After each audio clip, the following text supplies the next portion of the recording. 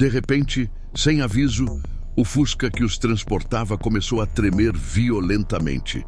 Luzes estranhas e pulsantes apareceram no horizonte, iluminando a estrada com uma intensidade que fazia os olhos arderem. Antes que pudessem reagir, o carro foi arrastado para cima. A sensação de gravidade desapareceu, substituída por um vazio frio e metálico. Quando os olhos se ajustaram à nova luz, perceberam que estavam dentro de uma imensa nave, cujas paredes refletiam um brilho sobrenatural. Sons mecânicos e sussurros indistintos ecoavam ao redor, aumentando a sensação de claustrofobia e medo. Sem saber o que esperar, a família foi conduzida através de corredores silenciosos, onde figuras sombrias observavam cada movimento com olhos que pareciam brilhar na escuridão. Ferramentas desconhecidas e equipamentos avançados cercavam o ambiente, sugerindo experimentos além da compreensão humana.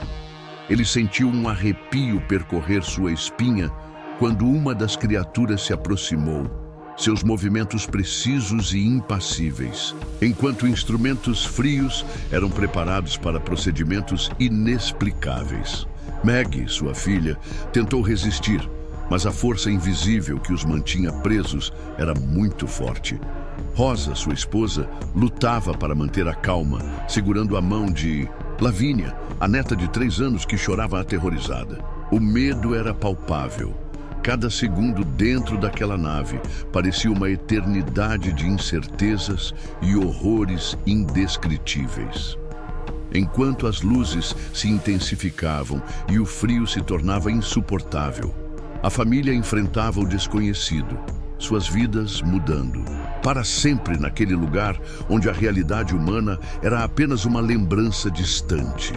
O que realmente aconteceu naquela noite? As respostas permanecem envoltas em mistério, deixando-nos questionando os limites da nossa compreensão e a verdadeira natureza do universo. Hoje você irá ouvir o relato do caso da abdução da família Kayana, o caso Itorama. Mas antes de começarmos, é importante, se você já viu algo assustador ou passou por uma abdução, não deixe de contar nos comentários, pois eu acredito no seu relato. Sua história pode ser a próxima a inspirar outros. Ficaremos felizes em ouvir você. Era uma noite de 13 de dezembro de 2000, aproximadamente às 22 horas. João Joaquim da Silva, carinhosamente conhecido como João Kayana, retornava para casa com sua família após uma atividade rotineira: colher jabuticabas em uma fazenda local para a produção de licor caseiro. No banco do motorista estava João, ao lado de sua esposa Rosa, uma dedicada professora, sua filha Maggie, então com 19 anos, e a neta Lavínia, de apenas 3 anos. A família utilizava um Fusca modelo 1971, um carro que, além de ser um símbolo de sua história, era confiável para as viagens diárias pela região. Após uma tarde produtiva na fazenda, a família Kayana iniciou o trajeto de volta para casa por uma estrada de terra que serpenteava por áreas rurais e, por vezes, isoladas. O caminho era familiar para todos, mas naquela noite, algo incomum estava prestes a interromper sua rotina. Maggie, a filha mais velha, teve que abrir uma porteira para permitir a passagem do Fusca por uma área de difícil acesso. Depois de cumprir sua tarefa, ela retornou ao carro e a viagem prosseguiu tranquilamente. Poucos metros à frente, Maggie percebeu 2 luzes intensas e fixas do lado direito da estrada. Inicialmente, a família pensou que poderia ser um avião passando pela região, mas rapidamente perceberam que algo estava errado. As luzes não se comportavam como as de uma aeronave comum. Eram demasiado estáveis e de um brilho incomum, sugerindo a presença de uma nave. À medida que o Fusca avançava, as luzes tornavam-se mais intensas e uma sensação de frio inexplicável envolveu o interior do carro, deixando todos inquietos. João, Percebendo o aumento da intensidade das luzes e a estranha sensação térmica, decidiu agir. Ele colocou os faróis baixos do Fusca e os piscou 2 vezes na tentativa de sinalizar para a nave. Esse gesto, no entanto, teve o efeito oposto do esperado. As luzes ficaram ainda mais fortes, ofuscando a visão dos ocupantes do carro. Com o coração acelerado, João percebeu que algo extraordinário estava prestes a acontecer. E, temendo o pior, decidiu parar o veículo. Ao decidir parar, João pediu a Meg que fechasse imediatamente os vidros do carro para proteger a família do que quer que estivesse acontecendo. No entanto, Meg informou que as luzes já os haviam alcançado, tornando impossível qualquer proteção contra o que estava por vir. Com o carro parado, João decidiu sair do veículo para investigar, mas nesse momento, Rosa gritou assustada ao avistar um ser estranho ao lado da janela.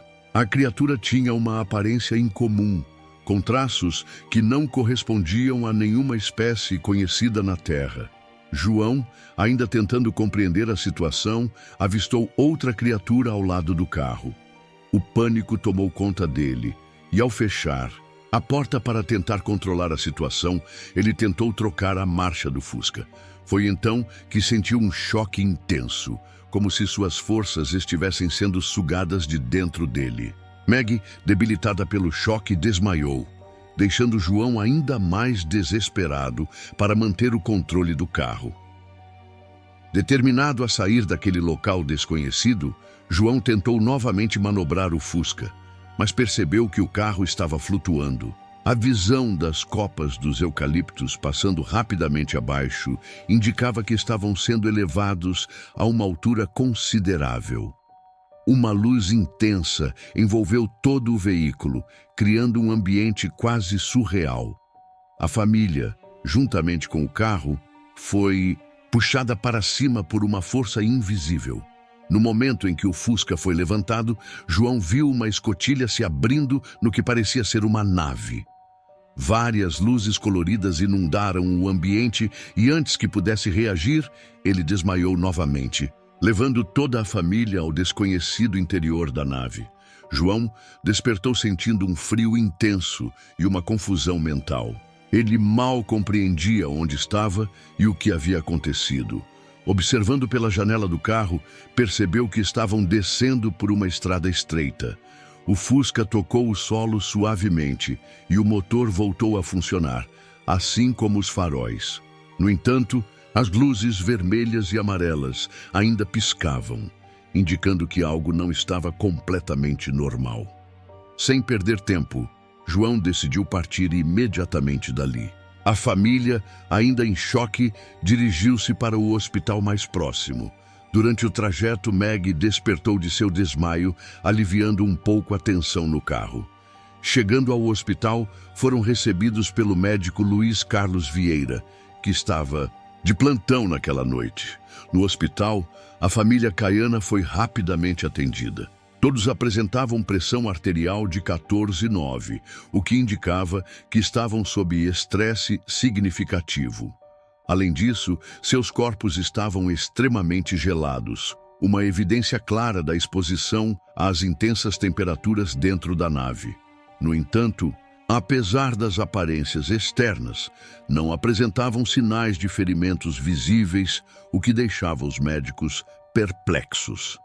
Para tentar compreender melhor o que havia acontecido, a família foi submetida a sessões de hipnose regressiva. Durante essas sessões, conseguiram recordar com mais detalhes os eventos que ocorreram durante a abdução.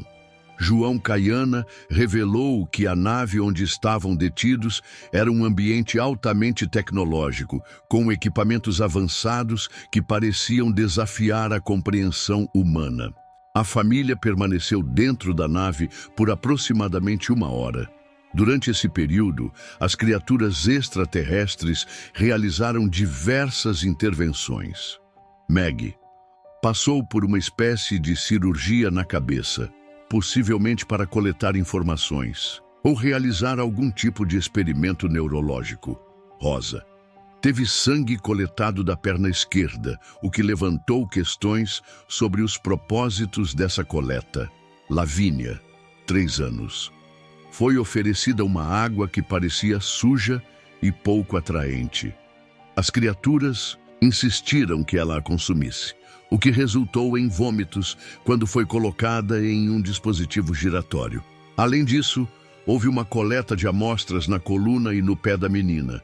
João sofreu um corte no abdômen que não causou dor imediata, mas resultou na perda de força física, deixando-o vulnerável.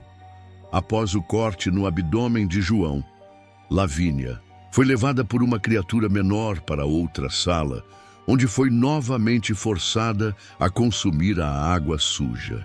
João descreveu o momento como extremamente traumático, com sua cabeça sendo aberta ao meio, uma experiência que, apesar de dolorosa, não provocou sensação de dor durante o procedimento.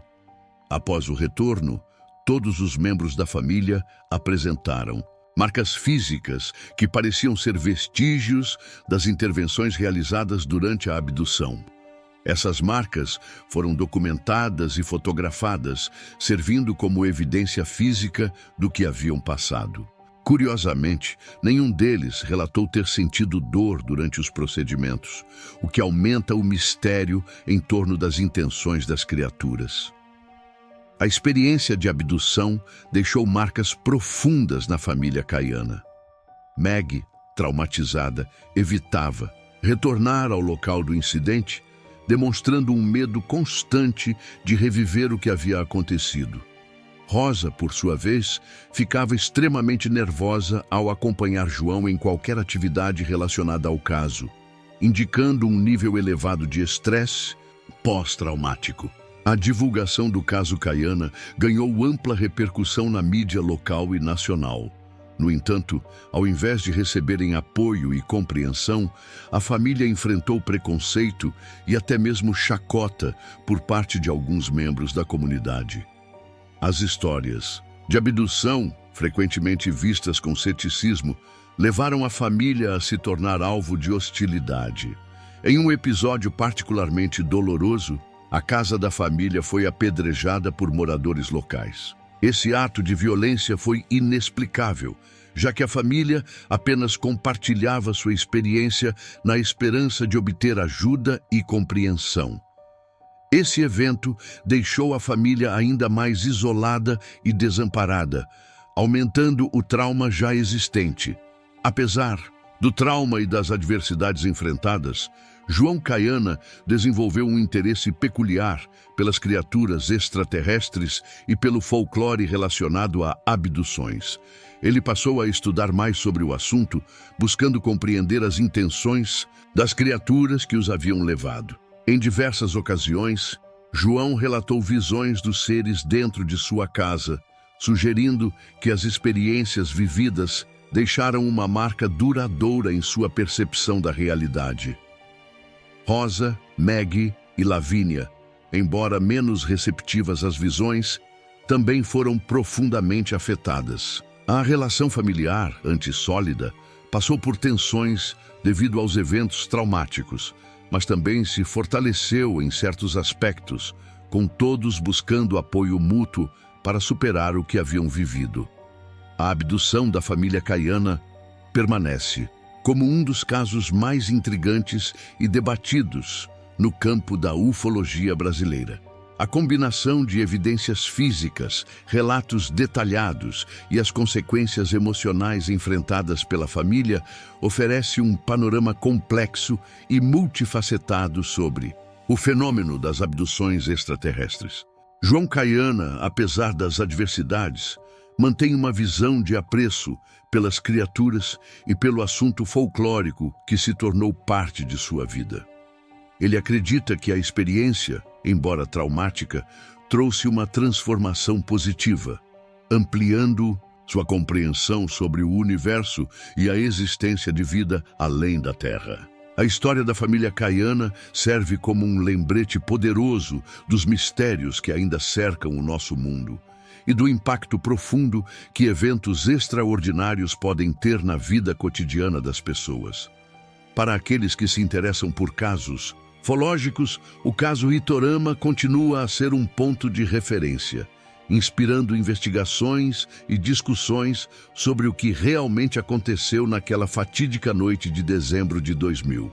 Para aqueles que se interessam por histórias de abduções e fenômenos inexplicáveis, o relato da família Kayana oferece uma visão detalhada e comovente de uma experiência que transcende o comum.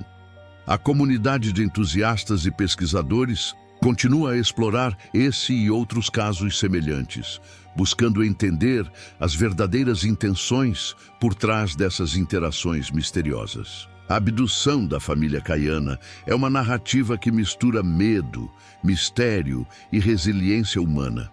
Apesar das dificuldades enfrentadas, a família encontrou força para compartilhar sua história, contribuindo para o vasto e complexo campo dos estudos sobre abduções extraterrestres. Sua experiência permanece viva na memória coletiva de Iturama e serve como um testemunho das incertezas e possibilidades que o universo pode reservar.